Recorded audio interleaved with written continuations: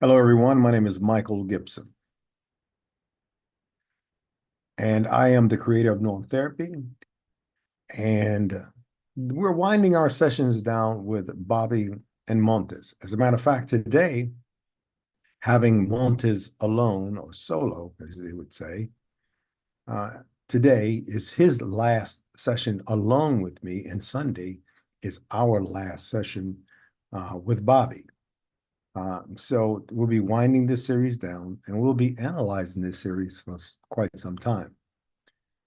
In the future, we will be changing our time slot probably to a much earlier hour. So we'll have a daytime show uh, in the United States, of course, that's conducive to the scheduling of people who can otherwise see it during their lunch break or before they go to work or something like that. And we're going to look at that time slot and what's the best traction time to have the live stream conducted. And it'll be a talk show. With the format, what I'm looking for is being able to talk to people about the techniques we use, why they work, do some case studies of past histories, not just Bobby and Montez, but other people that we've helped over the years and watch their progress. And I think that's going to really take off. And people want to know how to get beyond abuse. Um, Abuse is very pervasive. It's everywhere. There are many kinds of abuse. There's many type of happiness. There's many type of unhappiness. There's many types of uh, ways to fight. And I think that people who haven't yet learned how to fight, oftentimes when they do learn, they just use their newly formed skills to fight everyone. But then there are people out there like Montez who knows how to fight mentally, physically, emotionally. He just fights everyone. I think he's worried a bit about whether or not the way he fights is going to get him in trouble. And he should be worried, but not so much. I think that once Montez puts his brain in place first and uses logic and stop reacting and start responding by pausing and thinking and weighing the consequences, studying the problem, and then having a more leveled approach to whatever that quagmire or problem is. I think he's adopting that now. And every now and then, old Montez comes out and, bites everybody's head off. But for the most part, what I've seen throughout all of our sessions is that he's been quite under control. Every now and then, things are going to go haywire. That's just how life operates. We'll talk about Bobby on Sunday. But for now, I'm going to go ahead and I'm going to call Montez and I'm going to ask him to have a conversation with us tonight. Come on in, brother. How are you feeling today, Montez? Mentally, I'm feel straight. Physically, I don't feel too good. That's right, that food poison. Talk to me. What an experience has that been for you? What's going on? I hate food. I hate it. It's funny, isn't it? How something as small as a microbe can knock you off your butt. Yeah, Yeah, that's pretty bad. So you had made some turkey necks. Now I haven't heard that for years. Turkey necks, and, and other foods like black eyed peas and maybe neck bones or other yeah. things. Yeah, and some pinto beans, great northern beans. Um, so you were eating that, and you must have allowed it to stay out just a little bit too long. I think I allotted that responsibility to the boys, and they played me to the left a little bit. But me being like I am, I ain't throwing nothing out. And You're gonna eat it because anyway. yeah, I ate it. I heated it up. It was good, and it was a good old country meal. And Mhm. next day, it Those wasn't micro. so good. Yeah, you know. Been there, done that. Been there, done that. How are you and Bobby doing? Me and her are we're okay. We're not arguing or nothing. And it's just same thing. We got a routine here in this house. Um, it's been a little bit like a little bit rough, a little bit rocky. As far as we got our kids here that are grown for a little while until they can get on their feet, and so things kind of waver a little bit, but it's typical. It's normal. Are you guys okay with that arrangement? I don't believe that she is so much, but see, I am. I don't want to see him hurting or have to struggle as hard as I had to before. And so whatever it takes for them to get on their feet, I'm with it no matter how hard it is, or sometimes the house ain't always clean as I want it to be. And I'm anal when it comes to that. I don't play by no clean house. And so Mhm. sometimes it's not little things like that. And it gets kind of frustrating sometimes, but you know, It'll rub you raw when things yeah, are out of place. yeah. That's why you put things in place so you have order in your life, and then Mhm. especially in your home. Once seems like sometimes when your home is not in order, nothing else is in order. Nothing Right. falls. Have you had And a I talk learned that about in that? prison. Um, Go ahead. I didn't go to the military. I went to boot camp for Department of Corrections. Mhm. So I kind of got the concept down. But see, what prison did to me is I was almost OCD when it came to cleanliness in that room. And it caused a lot of fights and stuff because I just don't want nothing. I like everything organized, and you know what I'm saying? And so I think that's carried over with me into the free world, to the point where, for one, I already got that understanding from my family. We just get our butt whooped, but now it's carrying over. Like I don't want nothing out of place, and it's six grandkids and six regular kids. And two big old dogs, three dogs now, because they got a bully that's getting ready to get big like mine, and it's just gonna be like that. And I have to come to grips with that. As long as my space better not get like that, you know. Wait, in the house right now, there are six kids and six grandkids. Right No, now. no, no, no, no, no. Okay. In I the was like, house right whoa, now, in in the you got house it right now, focused. there's one, two, there's three kids, one 16-year-old grandchild, my daughter's husband, and then me and Bobby. So it's seven of us in here, and there's four bedrooms, two of which we gotta have because Bobby got everything under the sun. Mhm. Um, and then the boys share they're twin boys, they share a room, and then her and her husband and the daughter, they got a room. You know what I'm saying? Like, we make it happen how it got to happen. You know what I'm saying? So long as Mhm. everybody's beneath the roof, um, it'd be like that in life sometime. You know, especially when you came from that. Of You course. know, so But you have to realize something. Keep to keep that structure in your life. You need structure. Obviously, you said you were kind of OCD with the cleanliness. mhm, That's part of your structure. mhm, But to keep structure in your life and make you sane, you have to have limits, term limits. You have to have projections of what you want out of that. You have to have parameters in which you'll operate. What are those parameters? When are they looking at, bless you, when are they looking at moving out? well, we got two more babies coming from California in June, Bobby was telling me. and said, yeah, and she also said something about the perimeters and you know, deadlines and stuff like that. And so No, I was asking you to see if you guys are in the same on the same sheet of music. yeah, we're looking at June. Okay. We're looking at Making June. That's, I preparations. mean, Are they making preparations for that now?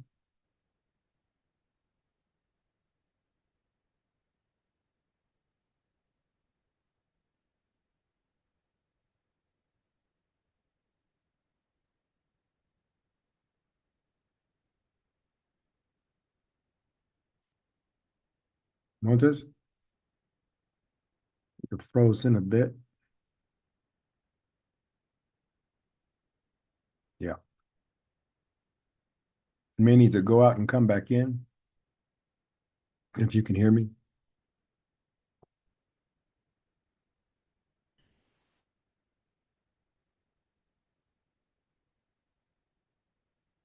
Okay, everyone. for all of you who are out there listening right now,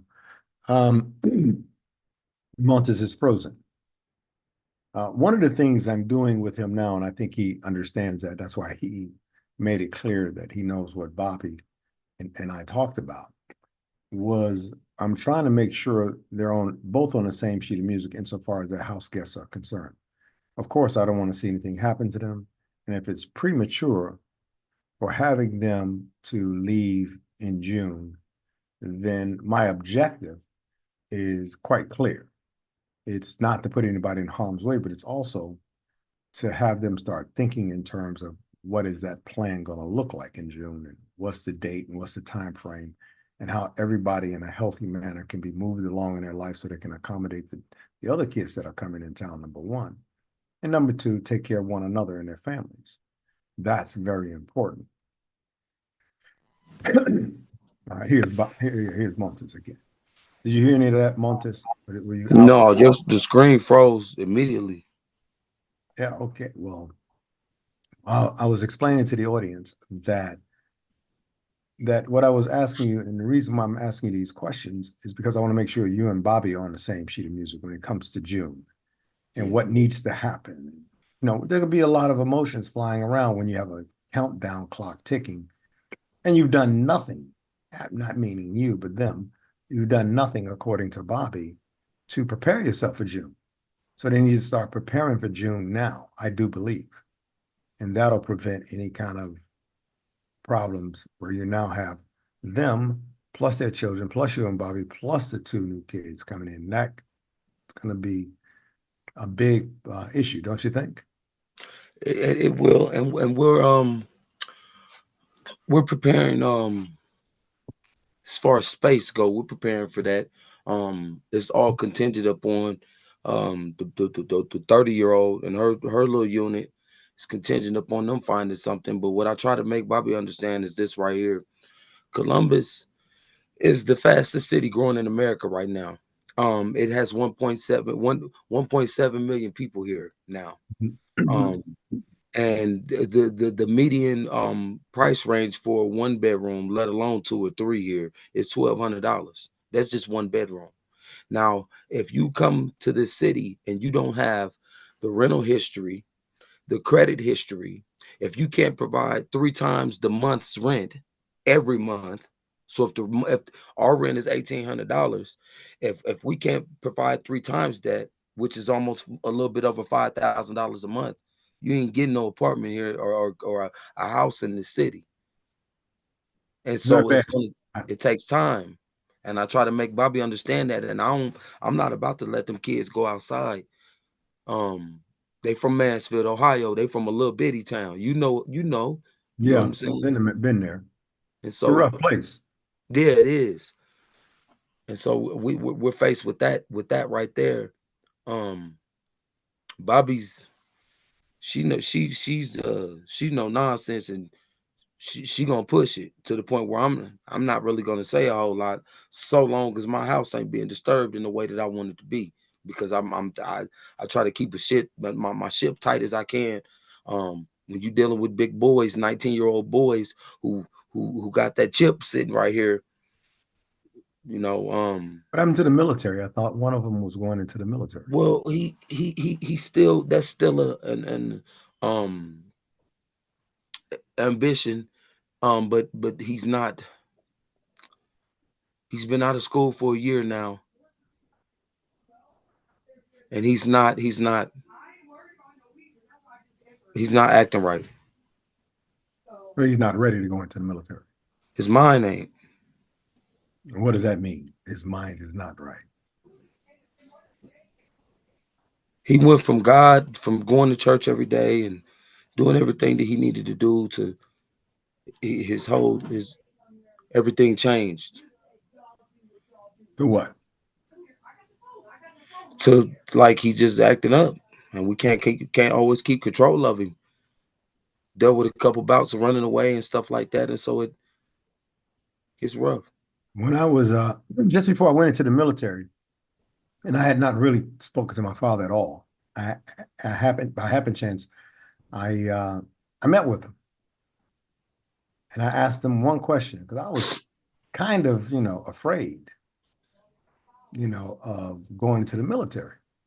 I had dropped out of high school, not for lack of intelligence or anything like that, but I didn't have bus fare to get to school. Plus, I was doing my little street thing, my little hustle. Mhm. And I lost my girlfriend that same Mhm. day.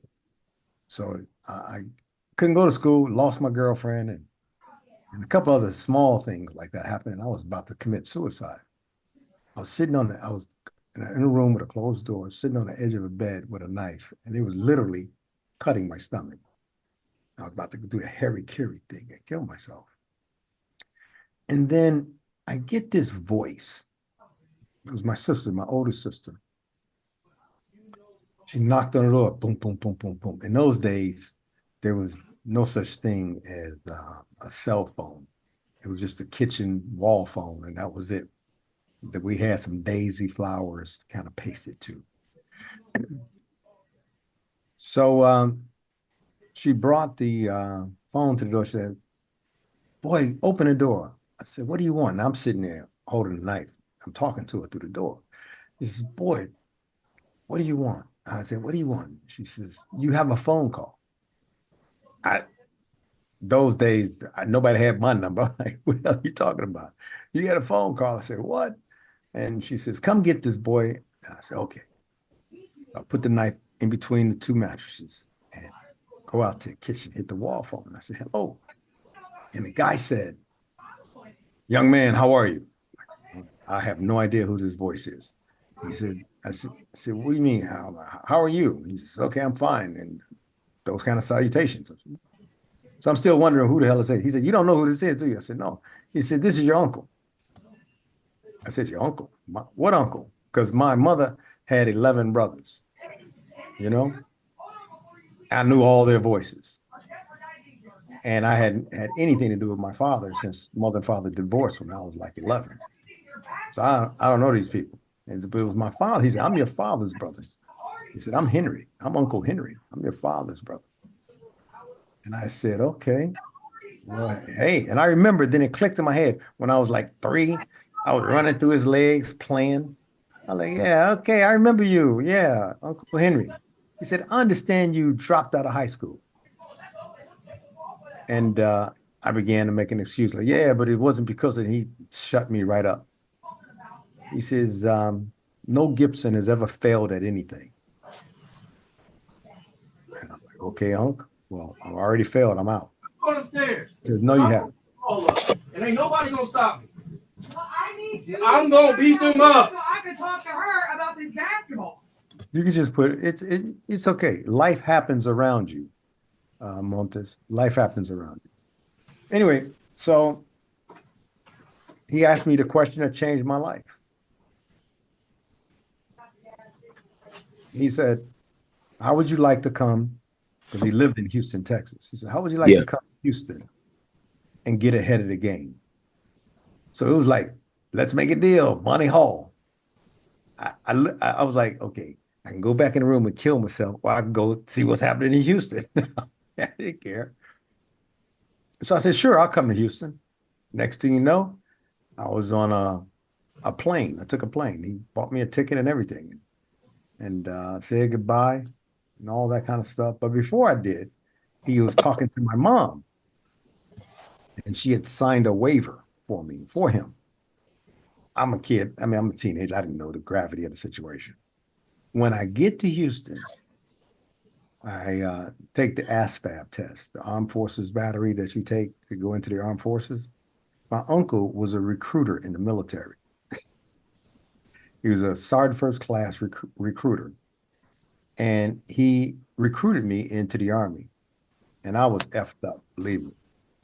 And best thing ever happened to me in my life. It wasn't easy. So maybe what he needs is that kind of discipline. Because when I got into the military, so many things were possible. I was able to complete my GED. And back in those days, you could send your GED over to the high school you were in, and they would convert it to a high school diploma and send it back to you.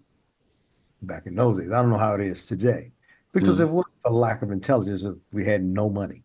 We Mhm. couldn't go. We couldn't get on a bus and go to school. That was why I left school. But in the military, also, I stayed in night school my entire career. And I left the military with a master's program completed in international economics. So with all the other things I did while in the military, I was also afforded a chance to go to school and to evaluate military career. I think I got 30 semester hours just for being a special forces demolitionist. I got another however many hours, 8 hours or something, semester hours for being an engineer. I was a combat engineer. Then I got more for being a radar operator, because that's what I came in to do in the military, to be a radar operator.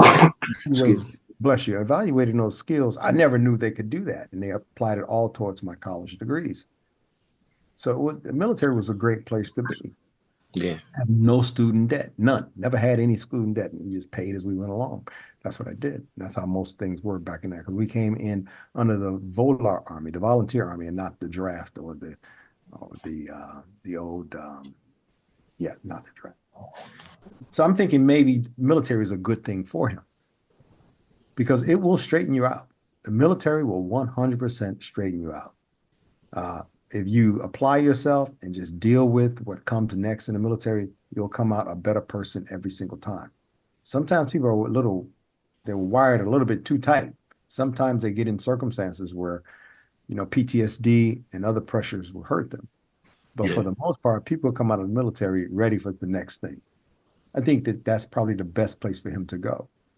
I would encourage him to look at that as an opportunity. I'm kind of scared for him though, man.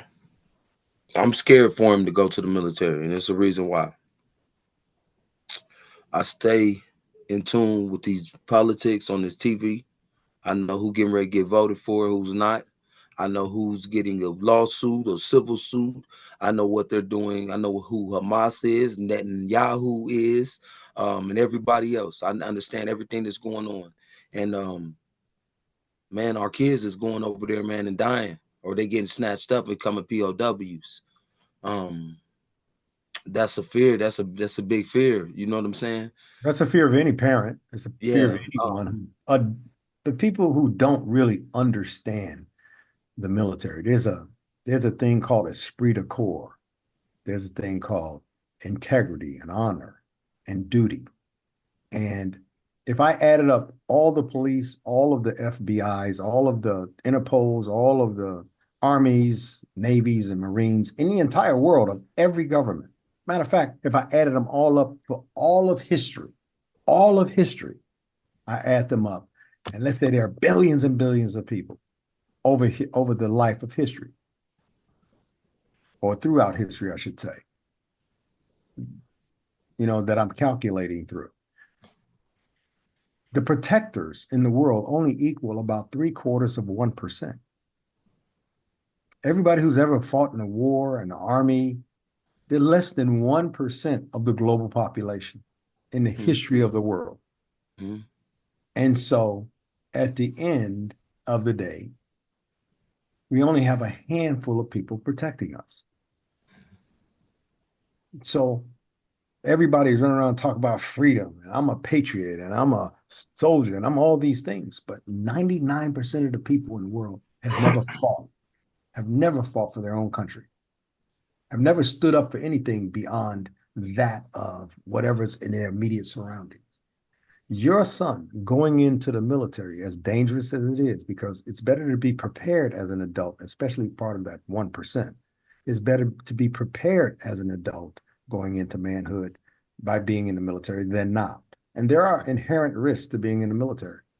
One of them is death. Another one is, you could possibly be captured. But if you're trained well and you have a bit of good faith and oftentimes luck, you're going to do well. There's a whole lot of guys.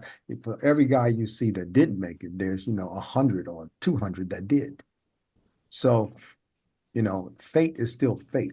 What I would do is I'd look at the pros and the cons a little bit deeper, because if he wants to be prepared for the rest of his life and break that generational curse of the next person that grows up, they get in trouble, they have a problem, there's an issue. If he wants to break that curse or that track record, then he needs to definitely reconsider the military. It's probably the one thing that saved my life. I know it, matter of fact, not probably, it definitely, I would have just been a thug. Because as soon as I got in the military, first thing I did was fought all the time and got in trouble for that too. Yeah. Until I went to special forces. And that, bless you again, bless you. And that changed everything. I know you're not feeling well, and I'm not trying to lecture you, but I think that your son needs to reevaluate. And if he can't, I think you and his mom, I think you need to sit down with him and look at the military objectively and off camera. If you want, put me on, I'll talk with him. I will definitely talk with him and share with him what the military did for me and the perils and the danger, because it is a dangerous job. It definitely is that. I got a question for you. Sure, go ahead. A military question. Sure, go ahead. So when he was getting ready to take his tests and stuff, he failed it. I think that battery test you're talking about, I think he failed that once, and then he had to retake it. And so he was studying, and he was so fascinated with the Marines, and there's certain things about the Marines that you need to know, birthdays, Semper Fi, what that means, stuff like that. And so I said, Semper Fidelis. Yeah. Okay. I told him, I said, okay, I'm getting ready to sit up here and I'm gonna research this military. The stuff that you need to learn, I'm getting ready to find it. And if I can't find it on Google, I'm going downtown to a recruiter. I'm gonna find it myself, and then I'm gonna teach it. Yeah. And I love history. I love United States history. I know that this country got its independence in 1776, July the 4th. Okay. Of course. We have Independence Day. There you go. Exactly. So, and it's, you'll be amazed at how many people just fumble that's my age, and I don't even understand it, but I know this. But when I was looking up the United States Continental Army, that's what they called it. Yeah. They said that there was a United States Continental Army in 1775. I'm trying to figure out how there was a United States Continental Army when there wasn't even a United States in 1775. Well, you had colonies, and also history revises itself as you move along. But the United States was an idea long before it was ratified.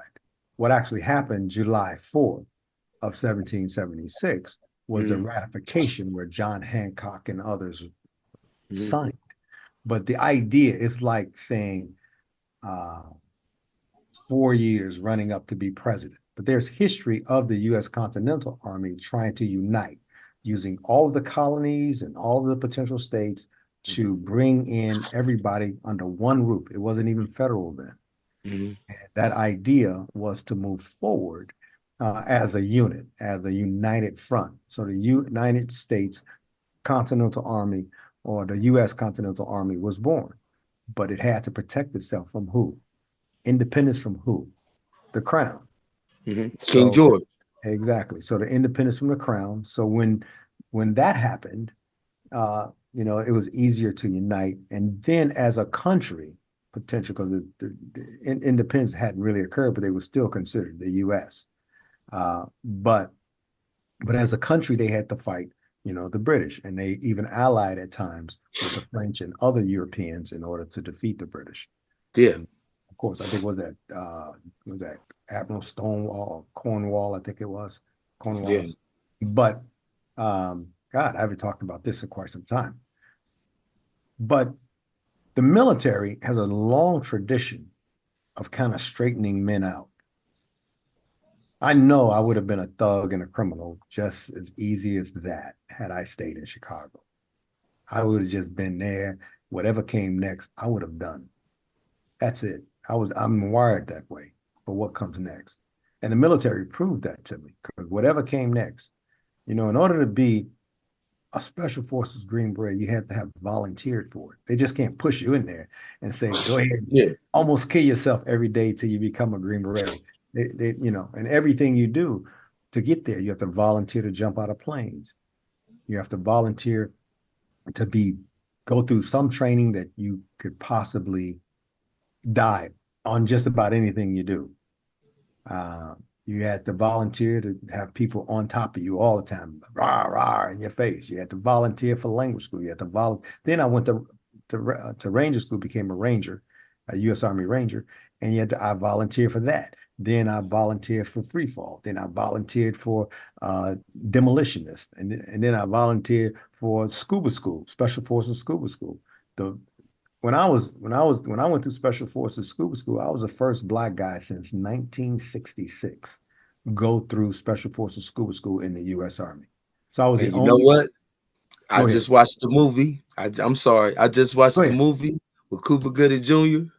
when he was the first Black man for it was the movie U.S. called The Men Navy. of Honor. He was, yeah, it's a true story. Brashear. Yeah, His name was yeah, Brashear, if I remember. yeah. That's a very true story. He lost a leg in an accident, a boating accident in the military, and he had to requalify his hard hat status, which is a very coveted status back then in the U.S. Navy. And it was really in those days, he was the first Black man, period, to be in the military, or whether it's Army, Navy, Air Force, Marines, to be a hard hat or anything amphibious or to the ocean. He was the first. Yeah. But when I went through, they had not, the scuba school, Special Forces Scuba School was down in Key West, Florida. But when I went through, it was still there. But prior to that, it had just come out of Vietnam, and it was before that in Okinawa. Then later in in uh, in Key West, down in a place called Fleming Key. Yeah. Toughest thing, matter of fact, if I looked at training wise, not mission wise or operations, so we've been on some pretty rough operations too. But insofar as training is concerned, and maybe even rivaling some operations, Special Forces Scuba School was the hardest thing I've ever done in my life. Bar nothing, the hardest thing I've ever done. They literally drowned me every single day. I mean, pump water out of your chest. Do you want to quit, mister? They call you mister down there. Do you want to quit? Do you want to quit? And you got water. Blah, blah, while they ask you, and they're expecting you to be weak enough to go, F this, I'm done. And I never did that. And I graduated from Special Forces Scuba School. It was coveted. Trust me, it was a coveted event and award because you get a Special Forces Scuba badge. I was in language school, then I'll come back to you. I was in Defense Language Institute out in Monterey, California. And most Special Forces guys, well, really most of Special Forces, never wore any insignias, any rank or anything, rank every now and then, but our flash on our Green Beret and no name tags, no U.S. Army, no unit patches. They called them back then sterile uniforms. We had sterile uniforms. We had different kinds of uniforms than everyone else. At least our fatigues were different. And so people saw us coming and they knew you were Green Berets because of what you wore. But I got out there and there was a guy from Special Forces. I was a young sergeant. He was an old head sergeant from Vietnam. I got out to the language school. True story. And he knew, because he's been on every scuba team in Special Forces, 5th group, 7th group. He has been to every scuba team. Bad dude, too. This is one of the big bad dudes that just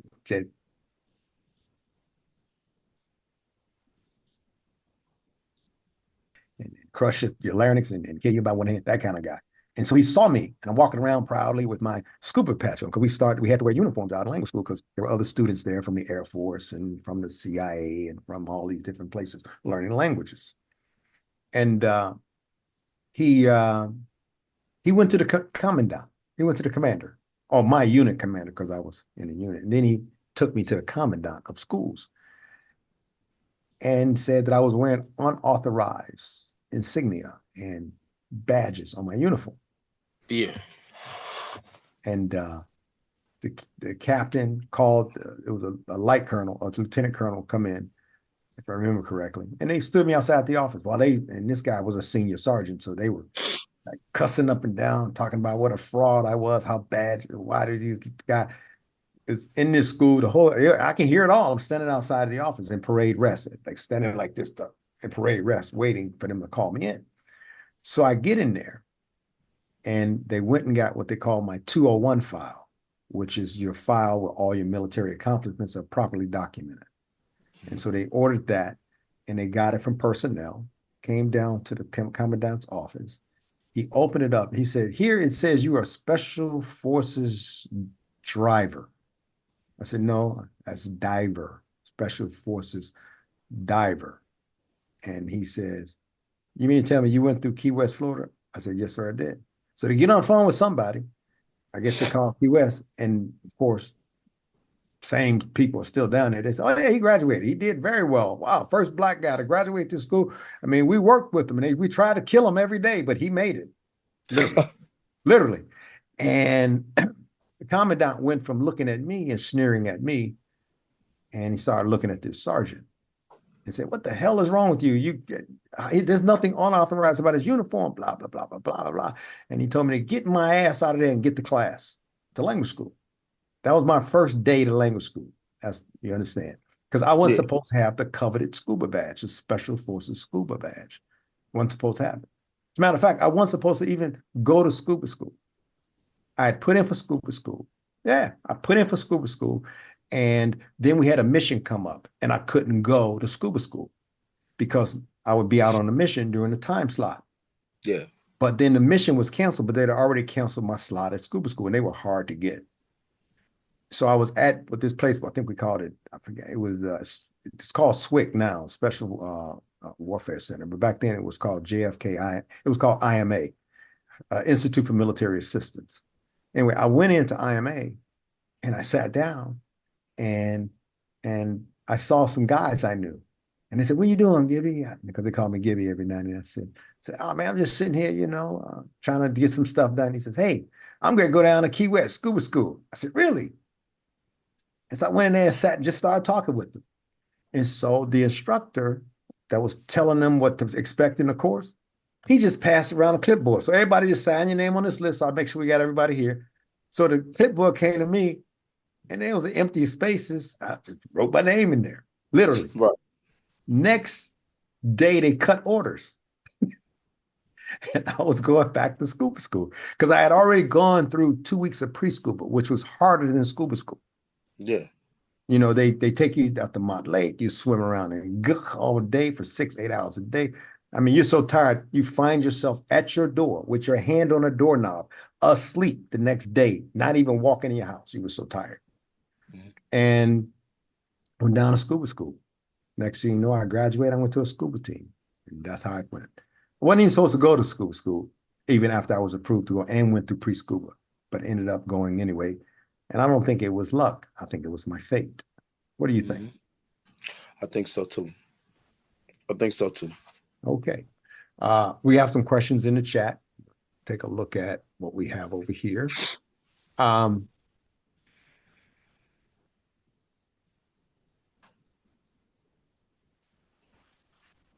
Do you think your son not being a good fit for the military, in your estimation, is that why he's not going? Do you think that's the case? No, because he's a perfect fit. You spoke of engineering, and that's him to a T. I think it's just the phase that, when you a teenager and he's 19, he just turned 19 in January.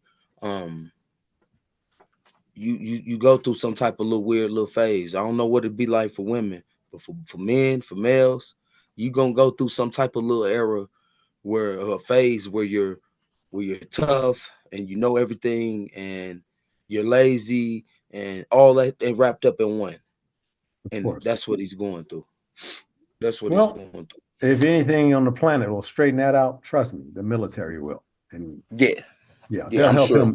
They'll help him channel his anger and his impulsiveness. They'll help him get on the right path. I think that it's important that you understand that. What do you think it will be good for him to do if not the military? He likes to erect things. Okay, he's a builder.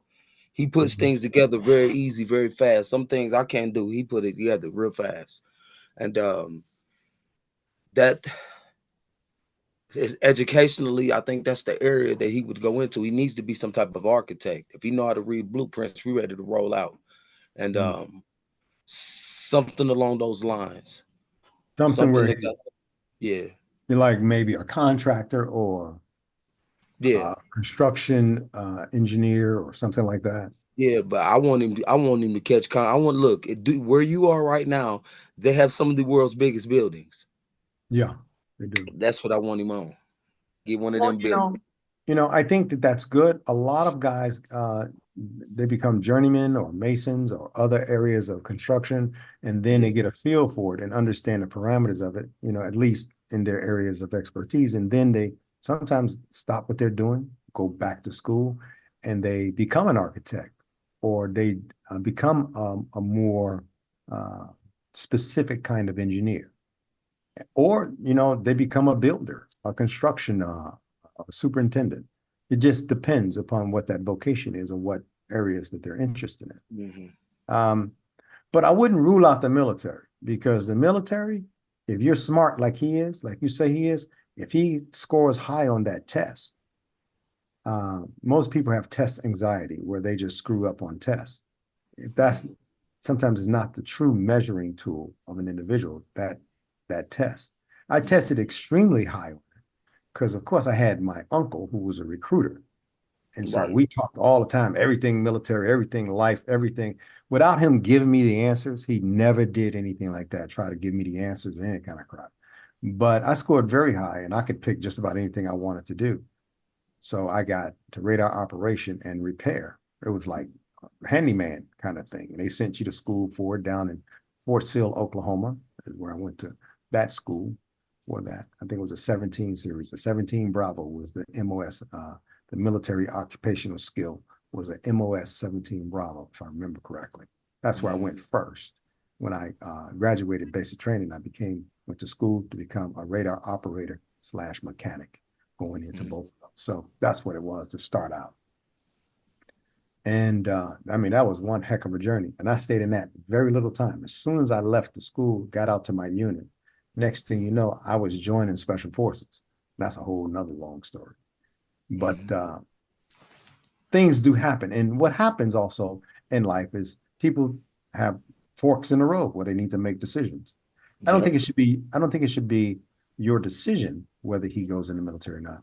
I think it should be his. However, I do believe your influence should have something to do with what his outcomes are possibly going to be, and you should probably share those with them.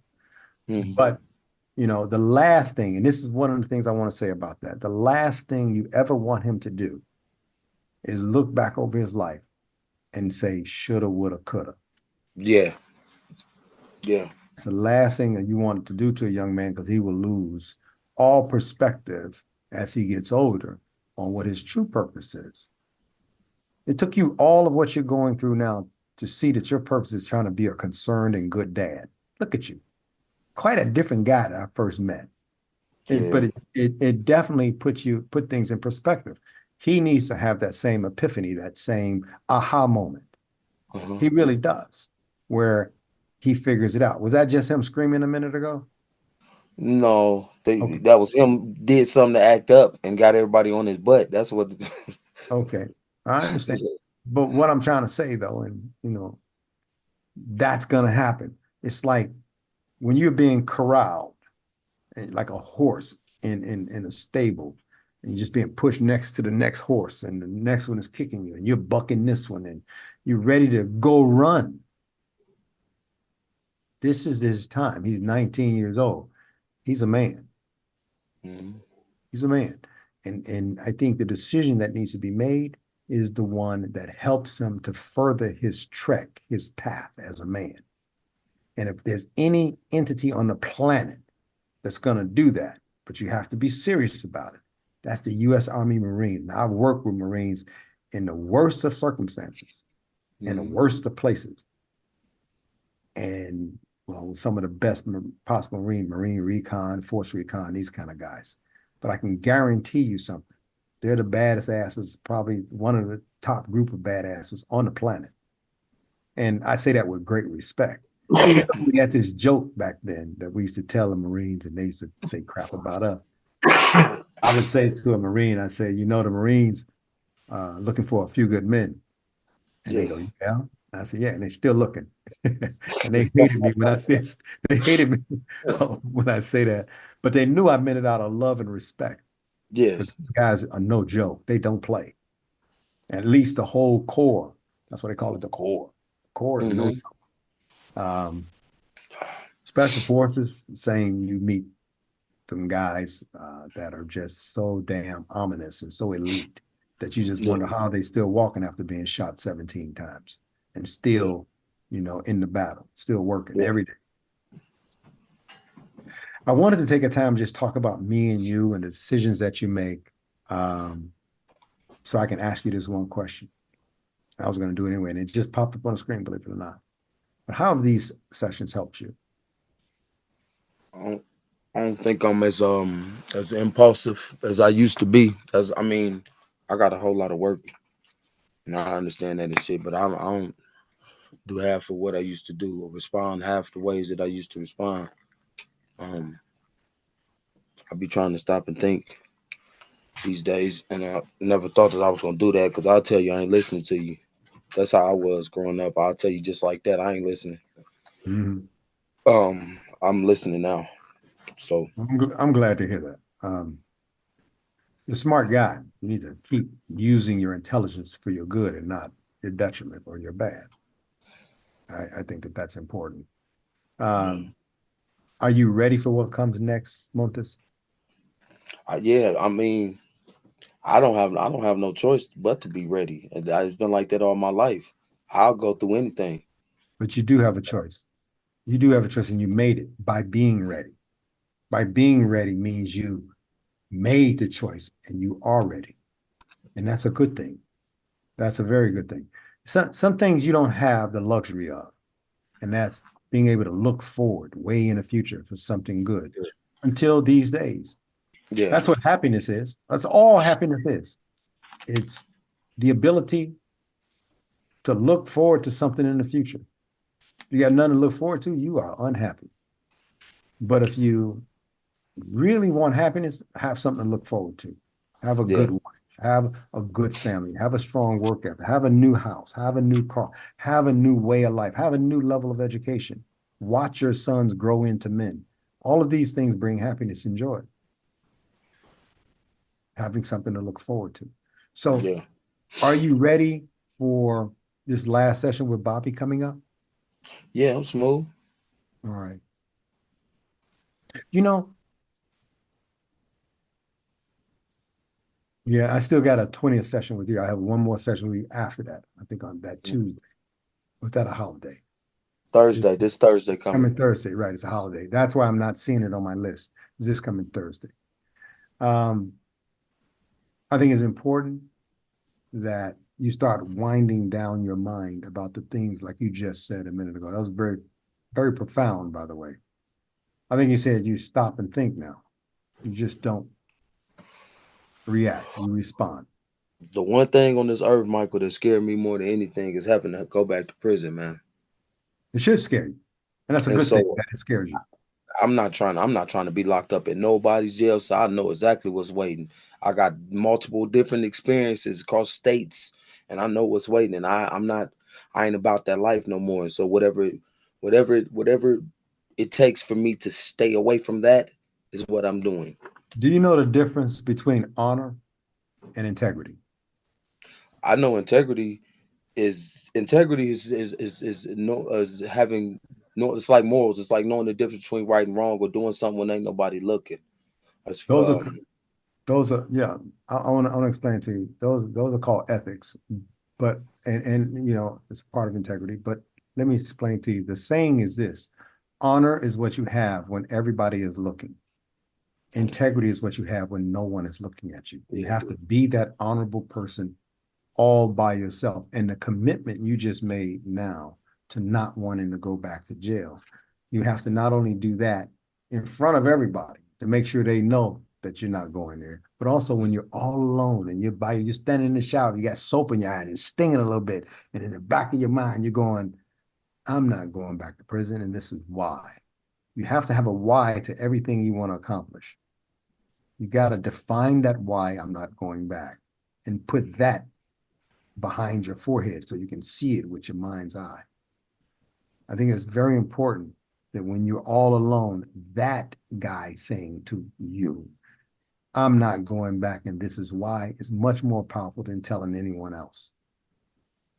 And I think that that's important that you do that. Because people feel hopeless sometimes. You get to a place where things go wrong, and they will. This is like Life 101. Things will go wrong no matter what. But you get to a point where things go wrong and people just give up sometimes. And they don't even want to give up. But since they have so much practice giving up on themselves in the past, they just automatically do. You can't be that guy. That's what I worry about, is when you're all alone. Are you the guy to say, F it, I'm gonna go do it anyway? Or hey, hold on, back up, regroup, take another path to keep me out of prison. So that's what I'm more interested in knowing. And in our last session, we're going to cover that. I want you to tell me your life story on our last session. Take 15 minutes and tell me your life story. Just highlight it, just based on what you've been able to discuss over these last several months. But also, tell me in your own words, based on what you know about yourself now. Kind of prepare that for our last session. Is that okay with you? Yes, okay. You said tell you in my own words what I know about myself as Your far as life my life. story from start to finish. I could run it down quicker than 15 No, minutes. no. I know you can't, but we're gonna save for the next session so we have something to beat apart. The reason why, because I remember your life story from before, and I want to get into that session and see how much more comprehensive you are about you. Right. And I think I you're understand that. quite a bit more comprehensive than you've ever been about yourself and about others around you. That's not a bad thing. We just want to make sure it's in the right contextualization. That's all, or the right Yeah. context. Okay. All right. Now, while we have 9 minutes left, and I'm happy we have some minutes left. You're a basketball player. When's the last time you got out on the court? About 3 days ago. Okay, how much time you spent out there? One time I went about 3-4 hours. The next time I was out there till 9 o'clock. Old school. Yeah. Okay. I ain't messing around on the court. No, I ain't messing around at all. I'll shovel snow. I'm going outside. So you shovel off the court. You dang all right. Just I love it. So okay, there you go. I like it. I like that, bro. So you go out there and you're playing. Now, what's going through your mind when you're playing? Well, these days, I mean, I got humbled. I got humbled real bad because I'm used to going outside at 38, 39. I was used to going outside and tearing that basketball court up with 20-year-olds, with 15-year-olds. I'm talking about running. Ain't no stopping. I grew up running track. Okay, so it's in me. And I got out this time I was 30 pounds heavier. I hadn't touched a basketball court in 18 months. And I lost, I'm ambidextrous. Just like when I boxed on a team, but when I Left and right. boxed, left and right, I could roll both sides, you know what I'm saying? And it's the same for the basketball court. I get out there this time, man, I fumbled a couple balls. I crumbled for no reason. I'm one of those guys that'll drive right, pick my dribble up and spin to the left, finish with the left. That wasn't working. These 20-year-olds been eating. I don't know what the heck they tall, they're big, as they man size. And so now I can't, you know what I'm saying? I said, oh man, I gotta humble myself and I gotta get out here by myself. I gotta bully them on the court. You can't just I can bully them because that's just another issue for me. I don't like playing with kids because I'm used to playing with men and we're aggressive when we playing ball. You know the drop step and the I don't want to do that to them kids, man, because somebody can be like, man, you 40. Why you over there? And I'm like, hurting man, I those ain't children. yeah. But that 18-year-old got a beard bigger than mine. So I'm like, what am I supposed to do? So, That's good that you I'm control yourself in that environment. That's good that you look out. That's good. But you got to be tough though. You got to be tough when you're on that kind of court. Yeah. Really. So do you take that attitude into life, into your workplace? Do you take that? Yeah, I do. I'm like we were on the east side of Columbus. It's rough over here. And this very park that we went to, they shoot and kill each other, them little kids. Man, I went to the store with a food stamp card and came back with big old cases of Gatorade and Propel, and I love to see them out there doing that. You know what I'm saying? And I'm the same way in the workplace. I got a squad. I value team. And so we come in here and we work together. Me and you work on this shift every day. I got something for us to keep get nourish us and to keep us together and comfortable and stuff like that. Camaraderie, family. Yep. I'll come bless everybody. I don't need nothing from nobody else but for us to stick together. You know, I wanted to go to the army, really. And I but I wish went you about it. would have come to the army. I They think you wouldn't would have take me. had a totally different outcome in life. They Or wouldn't you, take they wouldn't take me. because what, you'd already had a criminal background or what? Well, It was what? I hadn't yet been to college yet. But at 19, I caught a drug case in Illinois. Yeah, they won't take me. Only in East St. Louis. Only thing is I wasn't catching Pell Grant money. As far as the fast food go, that would have cut me dead out. But so I went and did 6 years in Chicago in Stateville, and then I went to Wisconsin. And 40 days later, I caught an armed robbery, but I was 25. And I told my lady, I said, man, go to that recruiter office, see if he can't come talk to the judge for me, get me to the army right now, because I ain't trying to go back to no joint. And they wouldn't take me. I would have went too. I mean, I don't like flying, I don't like snakes. You're not pushing me in no water, but I would have did all that. You know, I was lucky. I remember my uncle called me. I was lucky, literally blessed, if you say the word. Everything I've ever done in my life that's changed the course of my life has been a blessing. No matter how bad or good, has been a blessing. I'm proud of you that you were headed that way. And if your mind is geared toward that, but you've already made the mistakes to keep you off of that path, then you have to stop making those mistakes to stay on a better path that you carve out for yourself. And I think you're in the process of doing that. You got to watch those pitfalls and those down days and those bad decisions. You have to pay real strict attention. And I always say to people, you know, if everybody could do it, they would be doing it.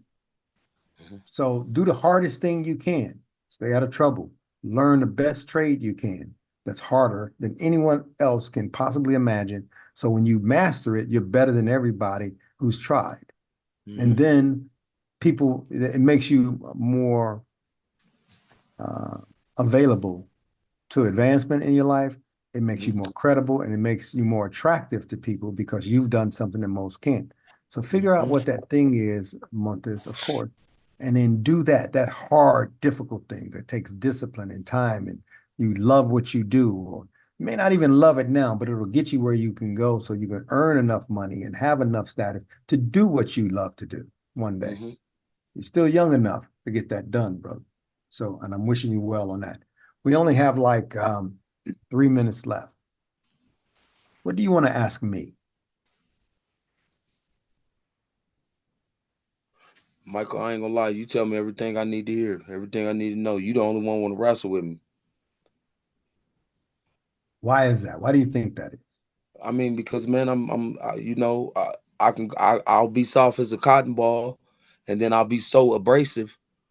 You know what I'm saying? And that's just protection. That's me unconsciously, literally unconsciously trying to protect me because I can't let nobody do nothing to me, man. In this particular case, it'd be subconscious. Yeah, I need to correct you on that one because we don't want you unconscious at all here, but subconscious. Right. Yeah, but subconscious. You're right. You're right. I should play with your metal or what makes you you. We should ticker around with that to test it and see how strong you are. You've been living up to your conviction. We've had our ups and downs in these sessions, and I think that you're a great guy still. I think your heart is in the right place. I think so long as your heart is in the right place, no matter what you do in life, you'll be on the side of good. So long as your heart is in the right place. I think that's what hell is, when people's heart is not in the right place and they do something and they have to live with that consequence or die with it. And I think that heaven is having your heart in the right place and finding that forgiveness, not only in yourself, no matter what you do, but also find that praise for yourself. You need to start standing you on a pedestal. And not in a narcissistic manner either, but in a, hey, I'm credible, I matter way. Stand yourself up and say, I'm going to do great no matter what. And that's not an affirmation and all that, kumbaya crap. Although to some people it's important, but that's not that. That's just confirming to yourself and to the world that you are you and you value. You value a great deal. And your life is a testament to the value you have. So you got some rough times coming up. You know that. Because you can't change you overnight. But if you apply yourself every day, you will be able to. That's just how life works. But I'm going to go ahead and say this thing here, but we'll know. if you enjoyed and got anything out of this particular session, and I really enjoyed today myself. I got to get a couple things off my chest. Thank you for that, Montez, for giving me the audience and the ability to speak some truths to the world. I didn't grow up with a silver, yes, I did. I grew up with a silver spoon in my mouth. I really did. Until they divorced. Then it was like a rusty spoon. Went from silver to rusty. Yeah. And so show your support by sharing this video, subscribing to our channel, and liking it. And of course, write something. Our last norm therapy session with myself and Montez will be Thursday, March 21st. Not March 21st, but it'll be this coming Thursday. Because today's the 20th, can't be tomorrow. At 6 p.m. Eastern Standard Time. Okay, well, there you go. Let me see here. Yeah, that's right. Thursday, March 25th. That's right, 2 days from now. That's right, I'm up in the next time zone. Yeah. So go to goarrow.org. Forgive me, that was my fault. I miscalculated. See, we're not perfect. Go to goarrow.org, GOARO.org, or normtherapy.com to explore our opportunities. I'm changing the pricing for the norm therapy sessions from $500 blocks for 5 sessions to $100 blocks, so you can pick and choose how many sessions you will take. The reason why we did the $500 blocks is because people think after the first 1 or 2 sessions that they're okay and they'll just be fine, and they disappear, and the next thing you know, they may end up in the hospital or the morgue or in a worse circumstance than before if they don't see it through. That's not something we try to sell tickets for. This is real, what we do at Norm Therapy. And of course, if you're interested in applying to become one of our members of our future live streams, please let us know by contact@normtherapy.com, contacting us there, and also opt in, OPTIN, at normtherapy.com. Thank you very much, Montez. It's always good talking to you. You got anything on your heart? No, I'm good, man. I'm tired. All right, get some rest and hope you feel better. I really do. Great northern beans and chicken neck. Well, thank you. Have a good. Say hello to Bobby. You Talk too, to you man. soon. I will. Bye-bye.